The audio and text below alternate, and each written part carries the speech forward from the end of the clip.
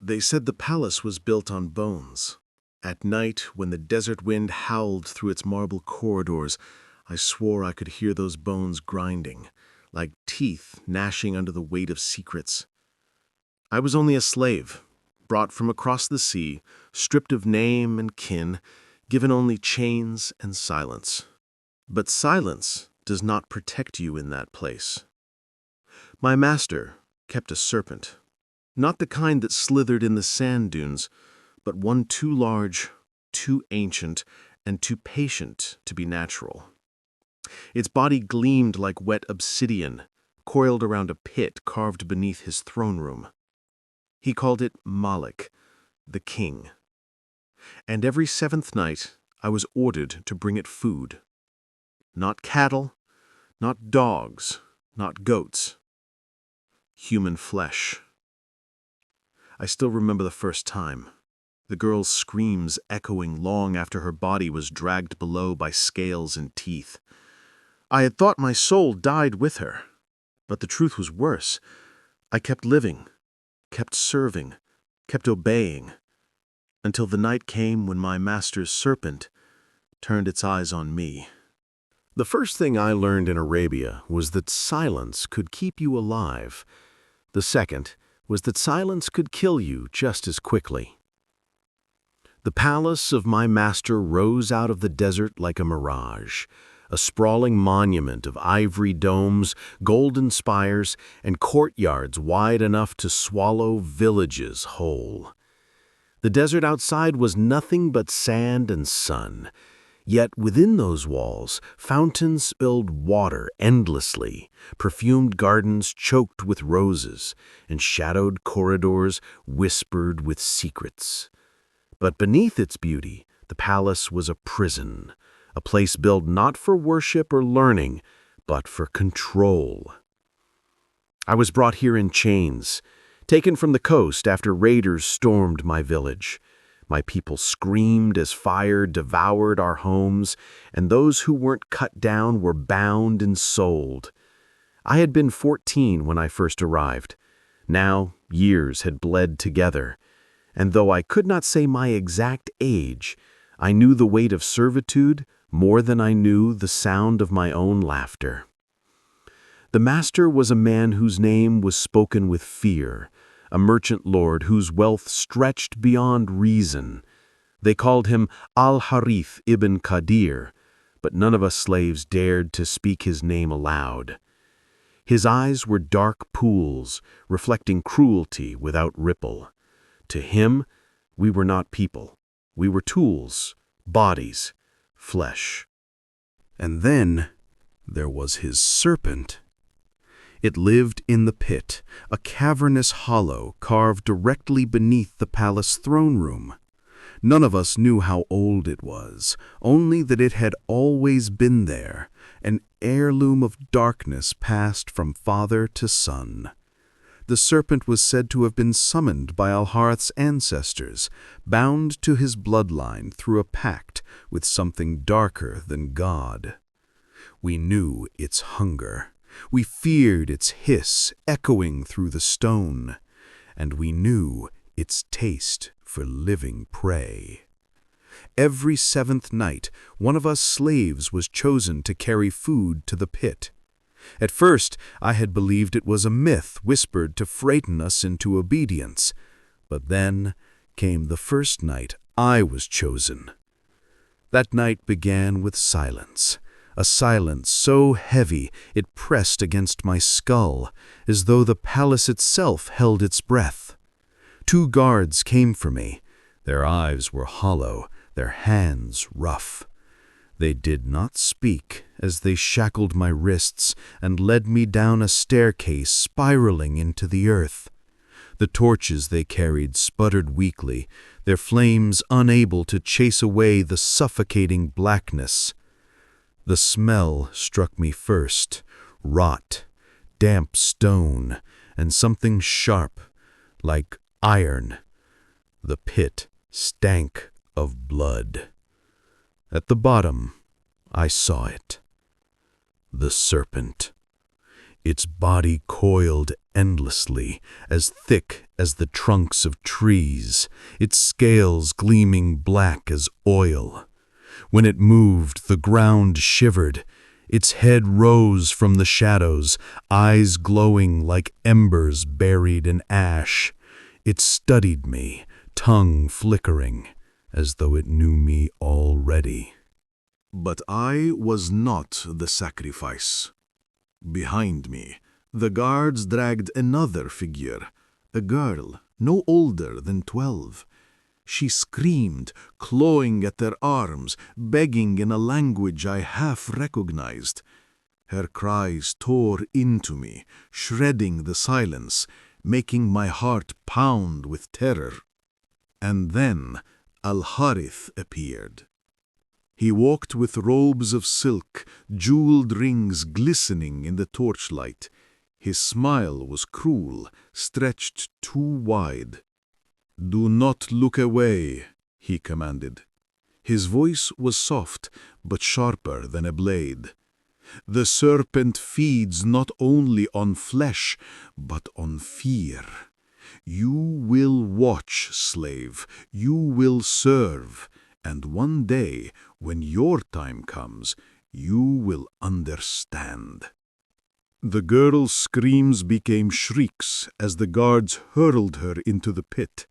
She fell hard, bones cracking against stone before the serpent struck. Its jaws unhinged wider than any creature of God, swallowing her whole. Her voice cut off mid-cry, replaced by the wet sound of tearing and devouring. The palace was never silent after that night. It had always been a place of echoes, of sandal steps on marble floors, of laughter from courtyards where masters feasted, of sobs muffled behind the veils of slave girls forced into chambers not their own. But after I saw Malik, the serpent in the pit, I realized the silence here was not emptiness, it was listening. I felt it in the walls, in the floor beneath my straw mat, in the breath of the night itself. Something was waiting. By day, I bent to my duties. I scrubbed tiled floors until my fingers bled. I carried water from fountains too rich for us to drink. I washed robes that cost more than all the lives sold in the slave markets. And I served my master's wives, who treated me as though I were a shadow, unworthy of words. They powdered their faces with crushed pearls, bathed in oils scented with roses, and whispered of politics and rivalries I could not understand. To them, I did not exist until they needed something. By night, I lay awake. That first week after the serpent's feast, I heard it, whispers drifting through the corridors, though no one walked them. Sometimes they came from the pit below, a faint hissing that made the torches sputter. Sometimes they came from the women's chambers, though their lips did not move. But the worst were the whispers that seemed to curl from my own mouth, as though I were speaking in my sleep, repeating words I did not know. One night I woke with sand in my throat. I had dreamed of the girl, the one who had been thrown to Moloch. She stood before me, her face pale, her eyes hollow, her mouth wide in an endless scream, but no sound came, only the hiss of scales circling her feet. When I awoke, I was weeping. The whispers followed me into the kitchens. As I chopped dates into bowls, the cook, a fat man with sweat dripping into the stew, snapped at me. "Faster, girl! The master's wives grow restless!" I tried. My hands shook. The knife slipped. A thin line of blood opened across my palm. And then I heard it, not with ears, but in my head. "Feed it. Feed it with blood." The voice was sibilant, slithering, neither man nor woman. I dropped the knife, clutching my hand. The cook cursed, kicking me aside. I stumbled back, staring at the red pooling in my palm. The voice laughed. That night, the whispers grew bolder. I was cleaning silver trays in the servants' hall when a figure passed the doorway, barefoot, her shift torn, her hair tangled. She moved strangely, limping, dragging one arm as though broken. I recognized her instantly. The girl. Her body had been swallowed whole. I had seen her vanish into Malik's jaws. Yet here she was, drifting through the hall, her mouth open in silent agony. Her eyes locked on mine. "Please," she mouthed. The tray fell from my hands with a clatter. I staggered back, heart slamming against my ribs. When I blinked, she was gone. But her whisper lingered. "It wants more." I could not tell anyone. Slaves who spoke of ghosts were beaten for idleness. Those who spoke of Malik were whipped until their backs tore open. And those who displeased the master were chosen. Still, the palace itself seemed to mock my silence. That very night, when I carried laundry past the throne room, I saw El-Harith seated in the gloom, stroking a length of black scale that coiled from beneath the floor. He was speaking softly, almost tenderly, to the serpent hidden below. "Patience, my king. The next feast comes soon." I froze, clutching the basket to my chest. The scales slid across the marble, hissing against stone. For a moment, I thought I saw the serpent's eye, glowing faintly red, fixed on me. I ran before it could blink, but the whispers followed me back to my mat. They wrapped around my dreams, coiled through my breath. And when I woke before dawn, gasping, I realized something that made my blood run cold. The voice no longer spoke to me. It spoke through me. And the words it left on my lips were not my own. "Your master feeds me strangers, but soon you will bring me family." The palace might have belonged to Al-Harith, but its heart was ruled by his wives. There were 4 of them, each more venomous than the next. To the world outside, they were jewels veiled in silks, women whose beauty was praised in poetry and whose laughter filled banquet halls. But to us, the slaves who dressed them, fed them, and endured their tempers, they were a torment far more constant than the serpent in the pit. The first wife, Zahra, was the eldest. Her beauty had begun to fade, and so her cruelty sharpened like a blade.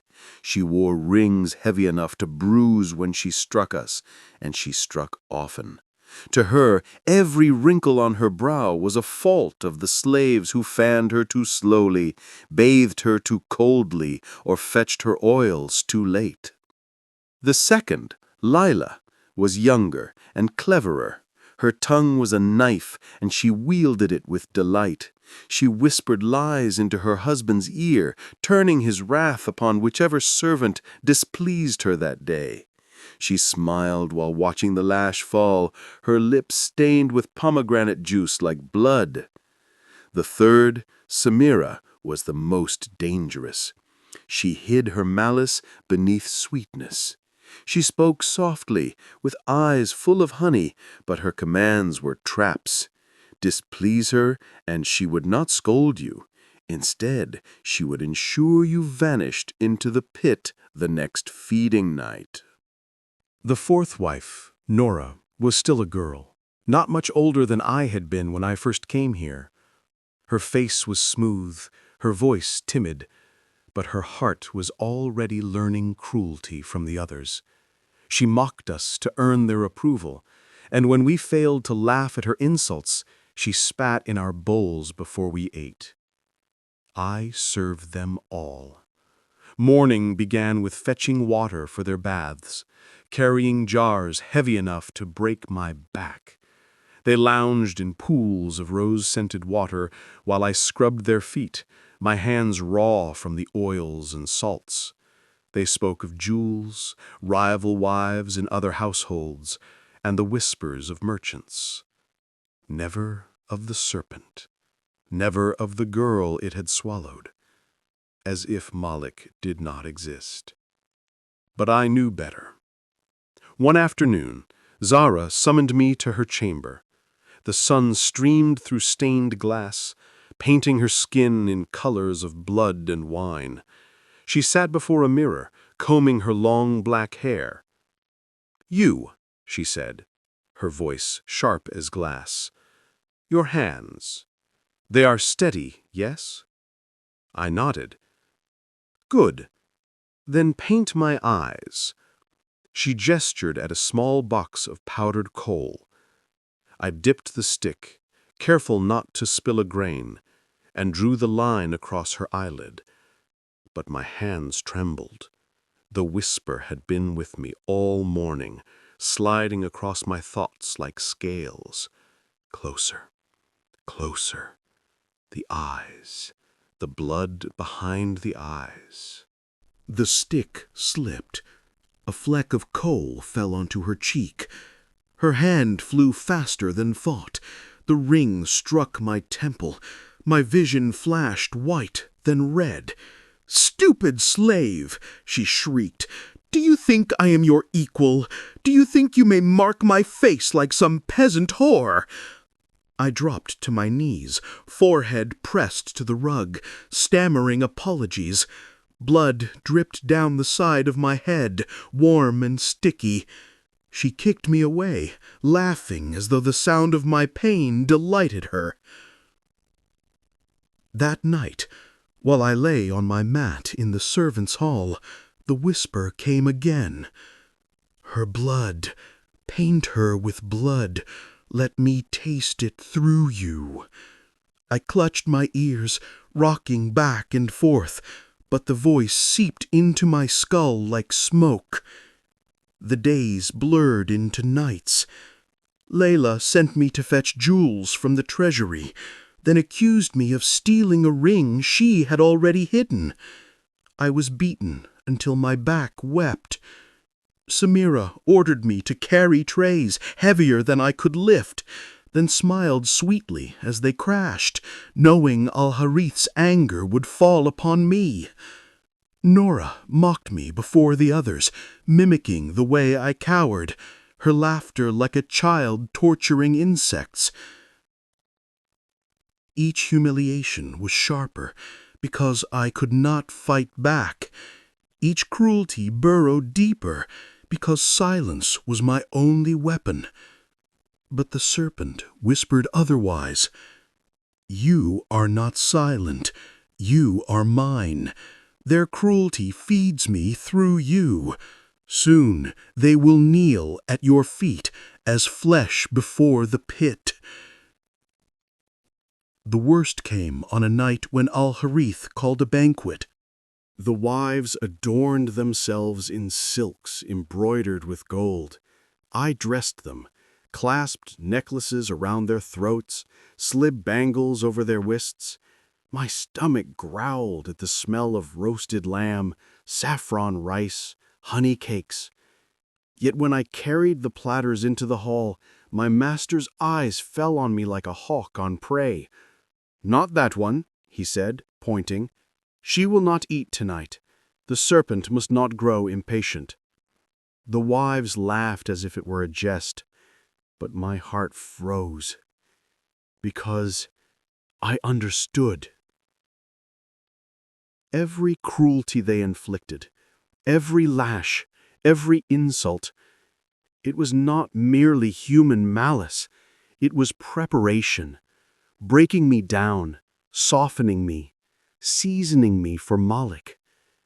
And for the first time I wondered, Was the serpent truly my master's beast? Or was it the master of us all? The palace slept lightly, if it slept at all. Even after the lamps were extinguished and the wives retreated to their chambers, the air buzzed with tension. Somewhere, guards shuffled their feet, their swords clinking against armor. Somewhere else, women whispered in low voices, plotting, envying, cursing. And beneath it all, from the depths of the pit, came a sound that never stopped, the faint rasp of scales against stone. I had learned to dread those nights when my master did not call me to serve the wives, because when I was left alone, the whispers grew louder. That evening, I was scrubbing brass trays in the servants' hall when the torch guttered. The shadows deepened, stretching long across the walls. And in the silence that followed, I felt it. A breath.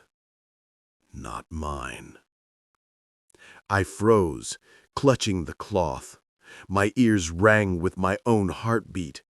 And then I heard her voice, high, trembling, raw. Please. The tray slipped from my hands, clattering against the stone. Slowly, I turned. She was there. As she spoke, her jaw stretched too far, opening wider than any human mouth should.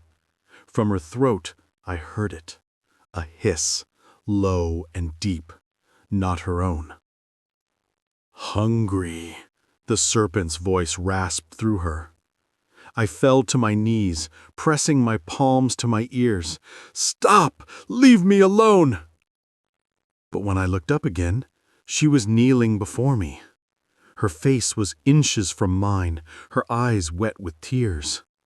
For a moment, she was only a girl again, not a ghost, not a vessel, just a child begging for mercy. You will come, you will join us, and then you will know.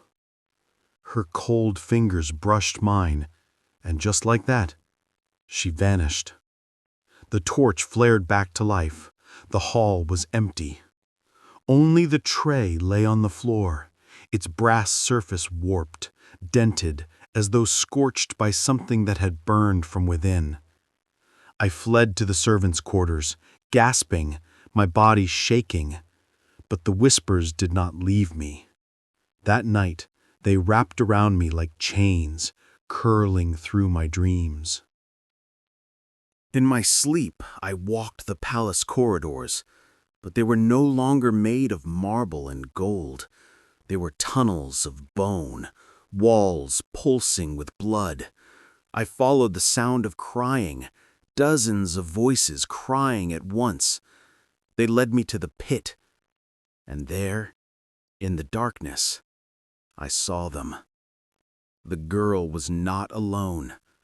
Hundreds of faces pressed against the serpent's coils, half swallowed, half living, their eyes wide with endless hunger and endless pain.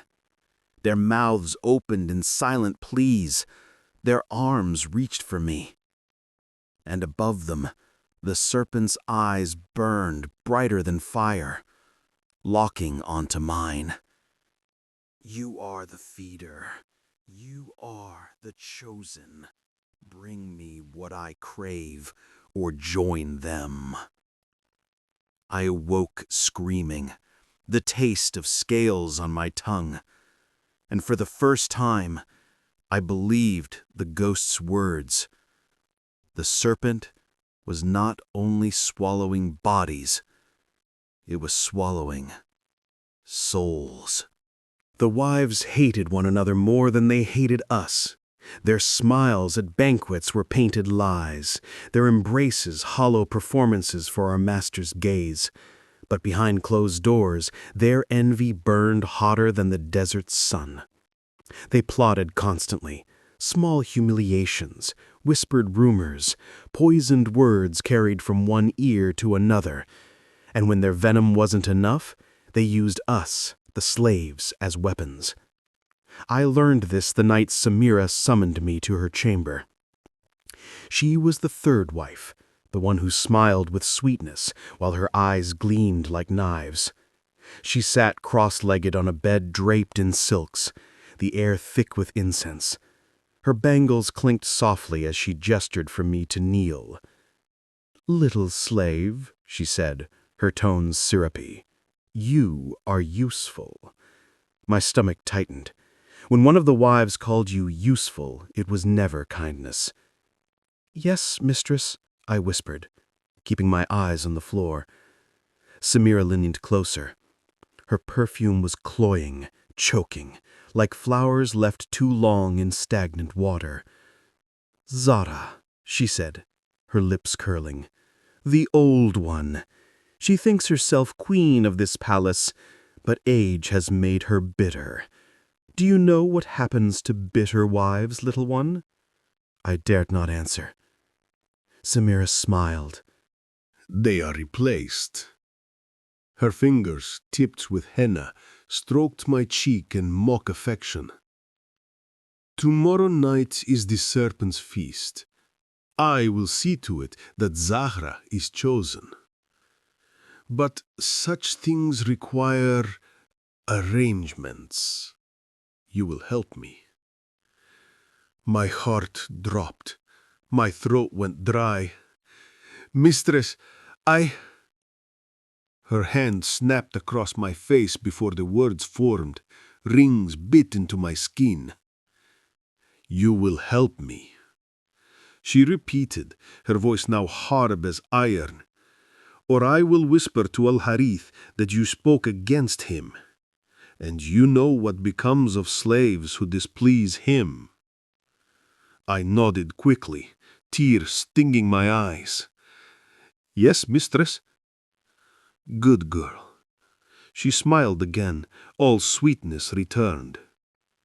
"When the guards come, you will tell them Zahra grows weak, that she has spoken curses against the master, that Malik himself whispered her name." Her smile widened. "Say it convincingly, and the serpent will feast.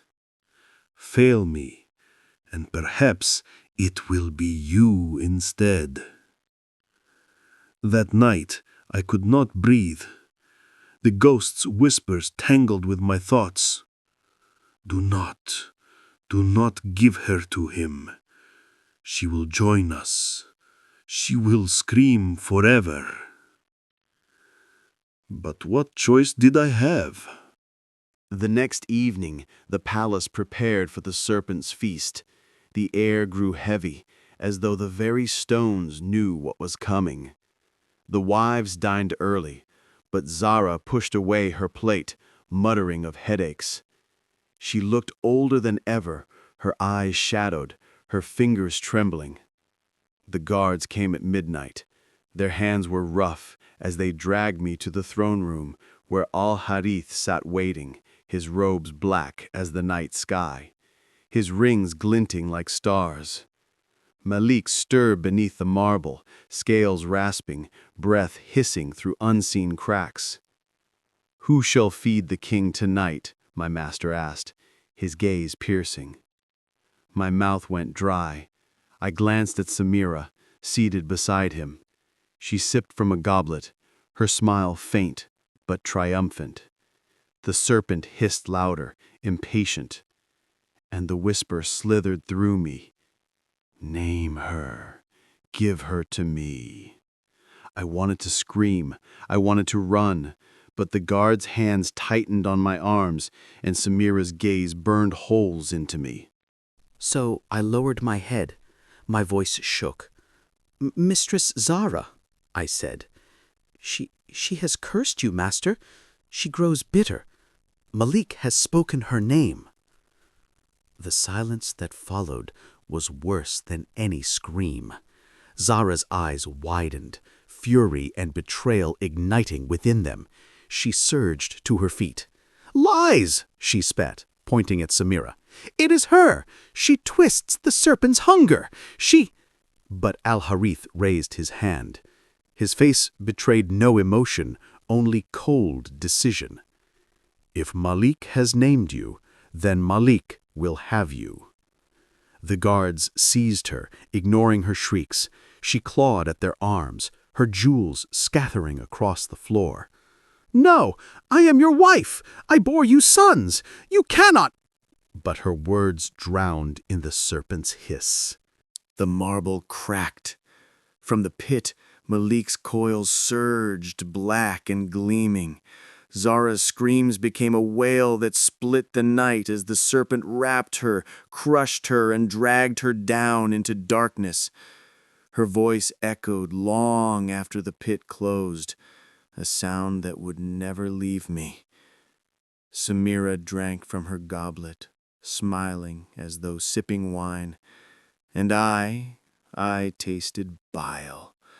I had condemned her. I had given the serpent another soul. That night, when I returned to my mat, the ghost of the girl was waiting. But she was not alone.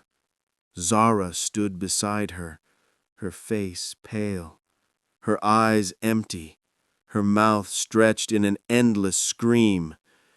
"You did this," Zara whispered, her voice hollow.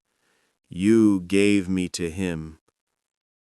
The serpent hissed through both their mouths at once. "Good. More. Feed me more." And I realized then Samira was not my enemy, nor was Zara, nor even Al-Harith. The true master of the palace had always been the serpent, and I was its servant. After Zara's screams faded into the pit, the palace was never the same. The corridors seemed to sigh with her absence. Servants whispered behind their hands, their eyes darting at every shadow, wondering who would be next. Some claimed Zara's ghost stalked the courtyards, her anklets ringing faintly in the dark. Others swore they heard her voice from the pit itself, calling for mercy that would never come. But it was the wives who changed most. Samira preened like a peacock, strutting through the palace in Zara's stolen jewels, her laughter sharp as broken glass. Lila seethed, furious at Samira's triumph, her words dripping with venom whenever they shared a chamber. And Nura, the youngest, trembled in silence, her eyes wide, her hands fidgeting, as though she finally understood the fate that awaited all of them. And I was caught between them. Samira made certain everyone knew I had been the mouthpiece of Malik, the one who named Zara. She called me the feeder, smiling sweetly as she said it, while the other slaves shrank from me as though I carried plague. But Lila saw opportunity. One evening, as I scrubbed the marble in her chamber, she leaned close, her lips brushing my ear. "You betrayed Zahra," she whispered, her tone half accusation, half invitation. "But you need not belong to Samira. You can serve me instead." I kept my eyes on the floor. "Mistress, I serve all who command me." Her nails dug into my chin, forcing my face upward. Her coal-lined eyes glittered with hunger, not for food, but for power. "No," she said, "you will serve me. And when the next feast comes, it will not be me Malik swallows. It will be Samira." My heart pounded. "Mistress, if I speak such a thing—" She pressed a ringed finger to my lips. "Hush! You need not speak it yet. You only need to watch. When the moment comes, I will give you a sign. and then you will say her name. Do this, and I will protect you. Fail, and—" Her smile was colder than the serpent's scales. "You will share her fate." That night I lay awake, listening to the wives' laughter echoing faintly through the walls. But it was not laughter. It was war drums. Days passed. The palace buzzed with poisoned rumors. Lila whispered to the master that Samira had cursed his name. Samira, in turn, told him that Lila consorted with Jinn in the garden shadows. Noura wept quietly, caught between them, too weak to join their game, but too afraid to stay out of it. And through it all, I became their weapon. "Fetch this letter. Carry this jewel. Deliver this perfume vial to the master, no, not to him, to her chamber, where she will find it and grow suspicious." I obeyed, my hands trembling with every errand, my stomach twisting with dread, because I knew every favor, every whispered command, every word I carried was sharpening the blade for the next sacrifice. The serpent whispered in my dreams, "Good, let them fight, let them bleed, I will eat whichever falls. You will feed me, feeder. You cannot stop now." One evening, Samira caught me in the servants' hall. She pulled me aside, her perfume thick, her smile cruel. "Lila has poisoned your mind, hasn't she?" she murmured. "Do not think I do not see. She plots against me, yes, but she forgets who holds your leash." Her fingers gripped my arm so tightly I nearly cried out. "When the next feast comes, you will speak her name. Do this, and I will make you more than a slave. Fail me, and—" her smile widened, "I will see you in Malik's jaws." She kissed my forehead as in blessing, though her lips burned like fire. I was trapped between them. If I spoke Lila's name, Samira would rise higher. If I spoke Samira's, Lila would claim the throne. But either way, I would be the serpent's mouthpiece again, the betrayer, the cursed one who fed souls into endless hunger. And Noura watched it all with wide eyes, silent and trembling. That night, the ghost of Zara came to me again, but this time she did not scream. Her voice was low, guttural, twisted. "Feed them, one by one. Feed them all, and then you will be free." Her jaw cracked open wider and wider until it split her face in two, and the serpent's hiss poured out of her like smoke.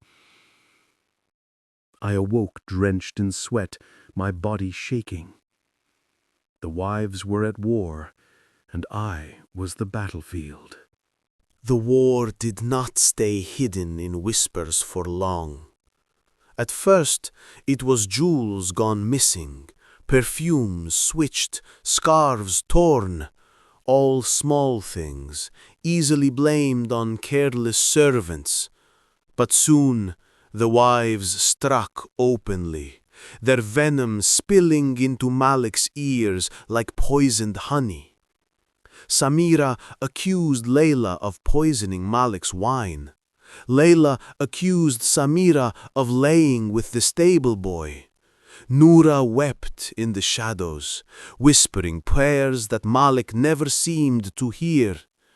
And through it all, I was their knife.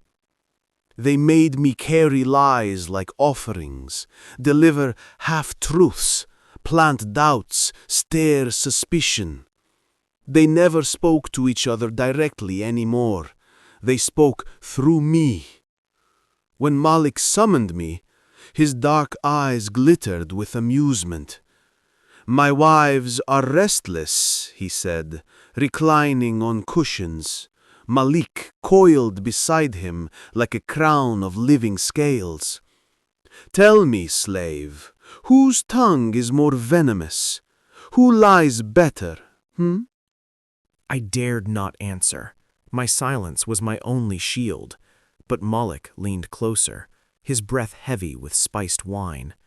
"Soon," he murmured, stroking the serpent's scales, "I will let Moloch choose again, and this time it will be sweeter, for the wives hunger to devour one another." He laughed, and Moloch hissed in agreement. That night, the wives' hatred erupted into the open. I was summoned to the courtyard at dusk. The three of them were already there, their faces masked with beauty, but their eyes alight with fire. Samira stood tall, smug as ever.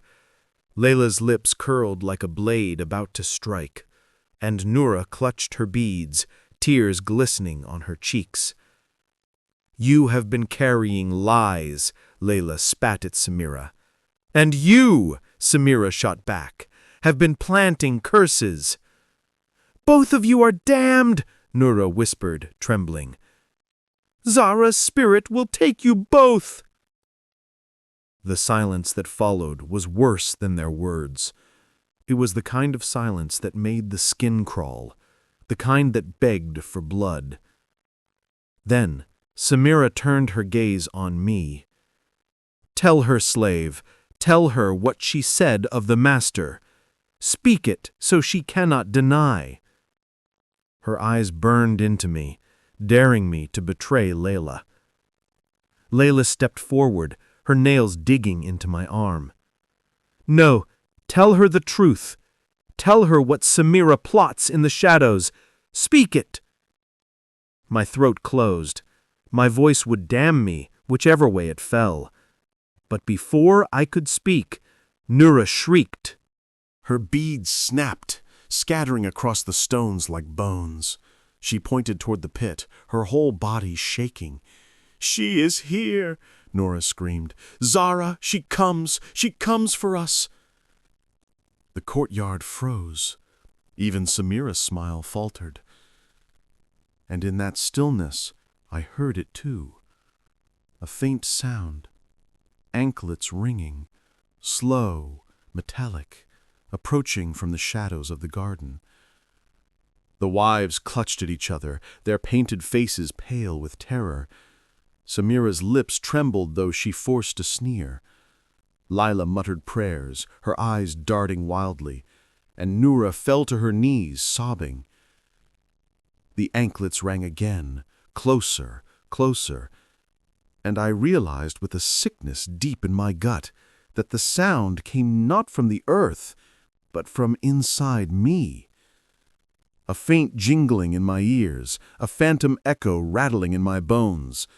Zara's laughter, Zara's curse. I collapsed to my knees, clutching my head, and in the ringing chaos of the courtyard, Moloch stirred in his pit. The wives' war had reached its fever pitch, and the serpent was hungry. Her beads snapped, scattering across the stones like bones. She pointed toward the pit, her whole body shaking. "She is here," Noura screamed. "Zara, she comes for us." The courtyard froze. Even Samira's smile faltered. And in that stillness, I heard it too. A faint sound, anklets ringing, slow, metallic, approaching from the shadows of the garden.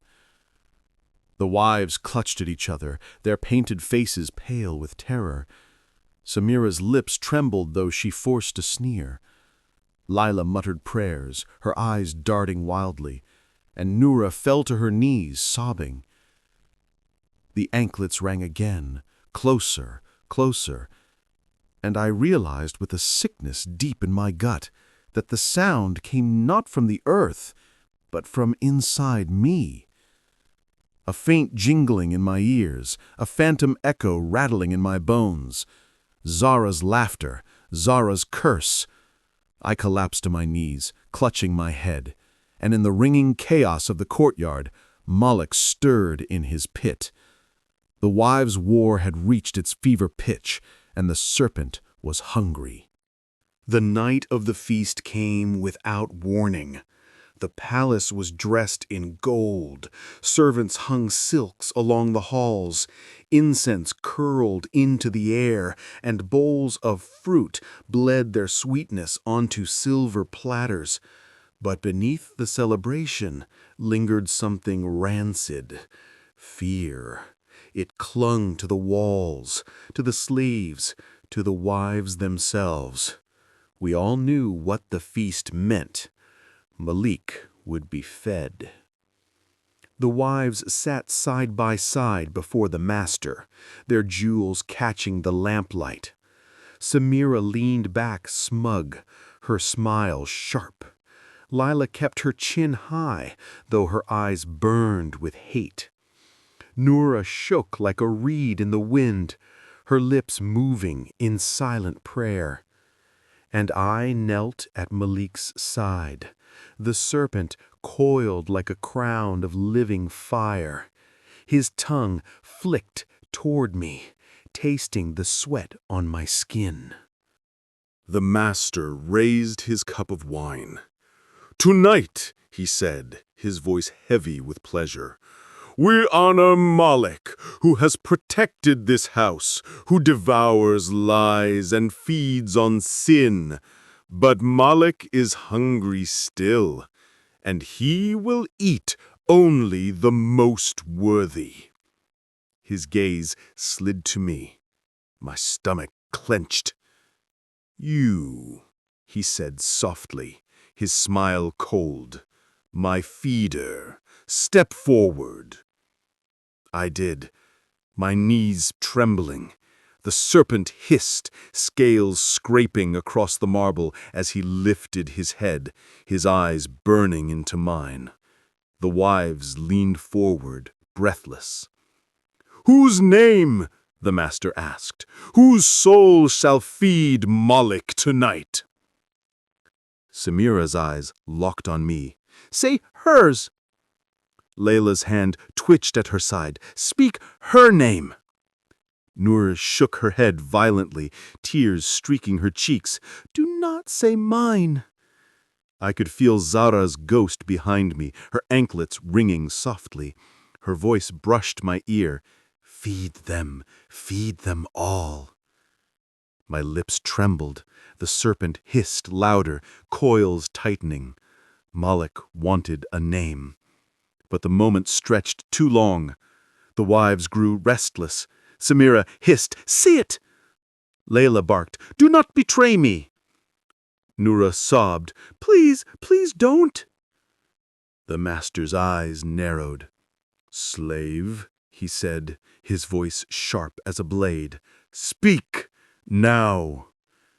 And the serpent rose higher, towering, mouth unhinging, its throat a tunnel of darkness. I gasped, and the name tore from me before I even realized it. "Layla!" Layla screamed, thrashing as guards seized her arms. "Lies! She lies! I am faithful! It is Samira! It was always Samira!" Her voice broke as she was dragged toward the pit. "I curse you all! Curse you!" The serpent struck. His jaws closed around her body, crushing her scream into silence. Bones snapped, flesh tore, and Malik swallowed her whole, his coils tightening as her life slipped away. The wives shrieked.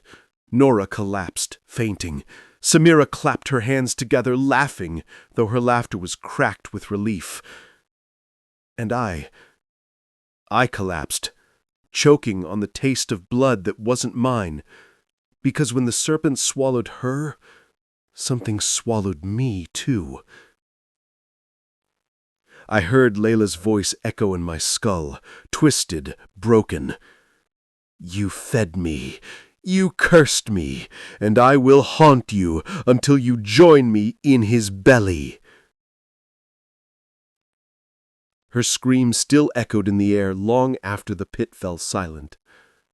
Malik licked his jaws, satisfied. The master reclined against his cushions, smiling. "Well done, my feeder," he said, lifting his cup. "Well done." But I could still hear Layla's voice whispering from inside me. And I knew the serpent was not the only one who had eaten. The palace fell silent after Lila's death. Her screams still clung to the walls, echoing in the marble like an aftertaste no one could wash away. The servants walked softly, as though afraid their footsteps would awaken her ghost. The wives avoided the courtyard, whispering behind closed doors. Even the master, drunk on power, seemed quieter than before, his smiles sharper, his words fewer. But Samira thrived. She draped herself in Lila's silks, painted her lips with Lila's crushed rouge, and wore her jewels as though they had always been hers. Her laughter rang through the halls, bright and cruel, echoing like a taunt to the dead. She had won again, and she wanted us all to know it. Noura, however, withered. Her prayers grew frantic, whispered in every shadow. Her eyes hollowed, her skin paled, her hands shook as she clutched her beads until blood welled from her palms. She avoided Samira's gaze, avoided Malik's hiss, avoided even food.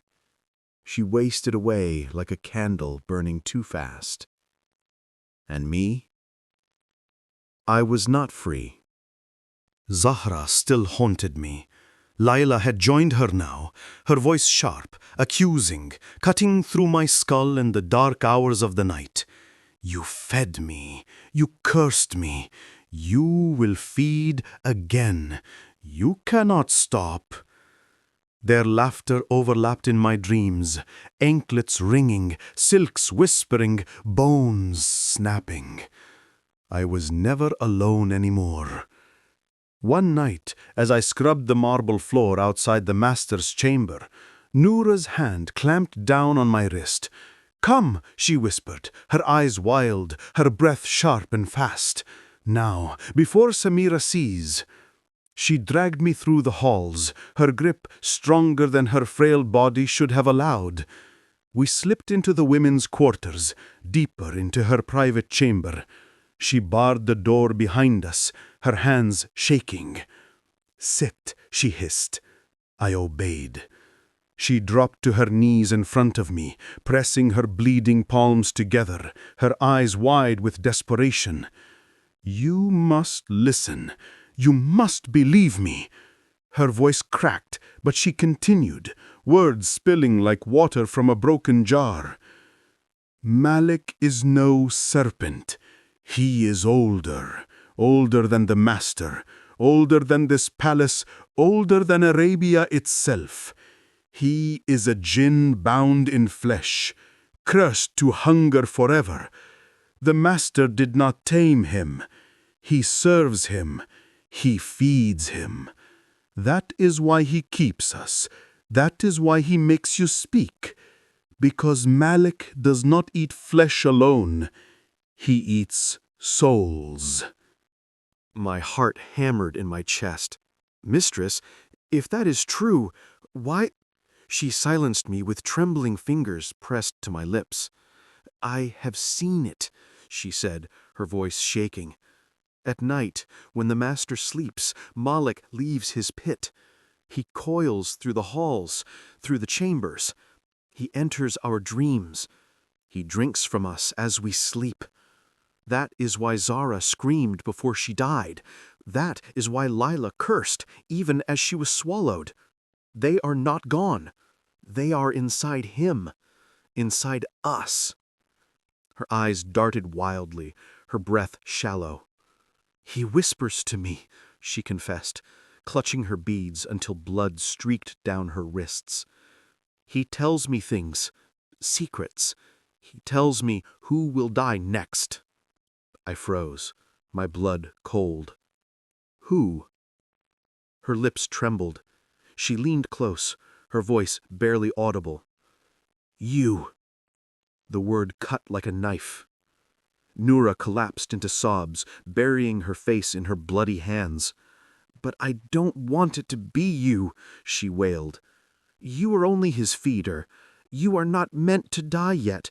You are meant to serve, to keep serving, forever." The air grew heavy. I swore I could hear anklets jingling faintly, though Noura wore none.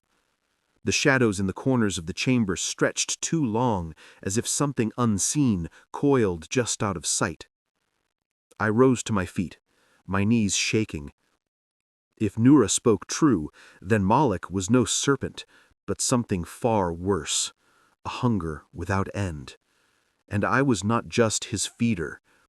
I was his chosen.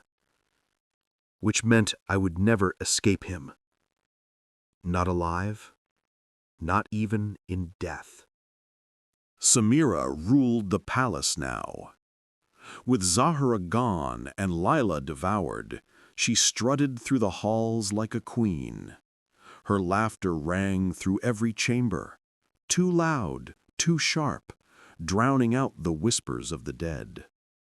She dined on silver platters, wrapped herself in Lila's silks, and painted her lips with crushed pomegranate until her smile looked like a wound. "Look at me," she said one evening, twirling before the polished mirrors. Her jewels clinked with every step. "Am I not more radiant than all who came before me? Did Zahra shine like this? Did Lila burn like this? No, I am eternal. I am Malik's chosen." Noura shrank into shadows, trembling, muttering prayers beneath her breath. She dared not answer. I said nothing. My silence had become my only protection. But Samira noticed. "You fear me, don't you?" she whispered one night, drawing close, her perfume suffocating. Her fingers brushed my cheek, soft but threatening. "Good. Fear keeps the blood warm. Fear keeps you alive. Remember, little feeder, I hold your leash. I can make Malik swallow you with a word." Her smile gleamed like a blade. But behind that smile, I saw something else, a flicker in her eyes, a shadow of unease. Because though Samira laughed and strutted, she too heard the anklets in the dark. She too felt Lila's curse coiling around her throat. The ghosts did not leave her untouched. At night, I heard her cry out from her chamber. Her laughter shattered into sobs. Once, I passed her door and saw her kneeling, clawing at her own skin as though trying to peel something off. "Get out!" she hissed at nothing, her voice breaking. "Get out of me!" The next morning she painted her face, dressed in gold, and laughed louder than before, as though the cracks had never shown. But they were there, and Malik was watching. The serpent grew restless in his pit. His hisses echoed more often, louder, vibrating through the palace walls. The air grew heavy with the scent of musk and blood. Even the master's eyes gleamed with darker pleasure, as though he too sensed the hunger building. Another feast was coming. Samira sensed it too. But instead of fear, she embraced it. She gathered the other wives, only Noura and I remained, and stood before us, her arms spread wide like a queen addressing her subjects. When Malik feeds again, It will not be me. It will never be me. I am untouchable. I am eternal. Do you hear me? Eternal!